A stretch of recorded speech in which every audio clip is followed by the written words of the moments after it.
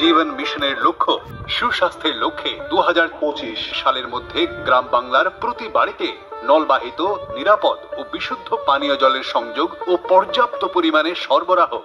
মহিলাদের আর দূরত্ব অতিক্রম করে পানীয় জল নিয়ে আসার দিন শেষ। এই প্রকল্প থেকে আগামী দিনে 2 কোটি গ্রামীণ বাড়ি উপকৃত হবে।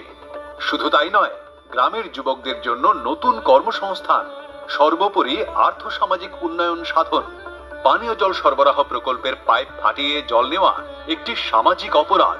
নলবাহিত পানীয় জল সরবরাহের পাইপ ফাটানো, অবৈধ সংযোগ নেওয়া বা প্রকল্পের কোনো ক্ষতি সাধনের ফলে পানীয় জল দূষিত হতে পারে। এছাড়া দূরের লোকেদের পানীয় জলের অভাব দেখা দিতে পারে। ভারতীয় দণ্ডবিধির সরকারি সম্পত্তি ক্ষয়ক্ষতির প্রতিরোধ আইন ধারা 3, 1984 অনুযায়ী এটি দণ্ডনীয় অপরাধ। পানীয় জল অপচয় বন্ধ করা ও সঞ্চয় করা সকল নাগরিকের সামাজিক কর্তব্য। জলবাহিত রোগের হাত থেকে বাঁচতে নিরাপদ জল পান করুন।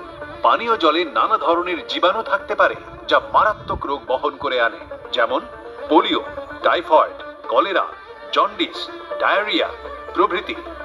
আপনার এলাকার পানীয় জলের নিয়মিত পরীক্ষা করতে আশাকর্মী ও জলবন্ধুকে সহযোগিতা করুন। জল বাঁচলে বাঁচবে জীবন। সুস্থভাবে বেঁচে থাকার জন্য নিরাপদ পানীয় জল মানব জাতির অন্যতম প্রধান উপাদান। পানীয় জল নিয়ে গাড়ি ধোয়া, বাসন মাজা, কাপড় কাচা, গরু মোষ স্নান করানো দেখলে প্রতিবাদ করুন। চলার পথে রাস্তার ধারে পানীয় জলের কল খোলা দেখলে অবশ্যই কল বন্ধ করবেন। অযথা কল থেকে অনর্গল নিরাপদ পানীয় জল পড়ে যাওয়া ভবিষ্যতের অশনি সংকেত। নলবাহিত কলের মাথা ভেঙে ফেলা বা অধিক সংযোগ নিজেদের স্বার্থে করবেন না। পাইপ ফাটিয়ে জল নিলে নিরাপদ পানীয় জলের গুণগত মান ও যোগানের সমস্যা হতে পারে।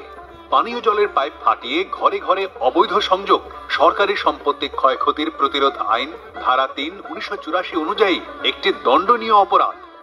আসুন হাতে হাত মিলিয়ে জল বাঁচিয়ে জীবন বাঁচাই। জল জীবন মিশন রূপায়ণে জনস্বাস্থ্য কারিগরি দপ্তর, পশ্চিমবঙ্গ সরকার।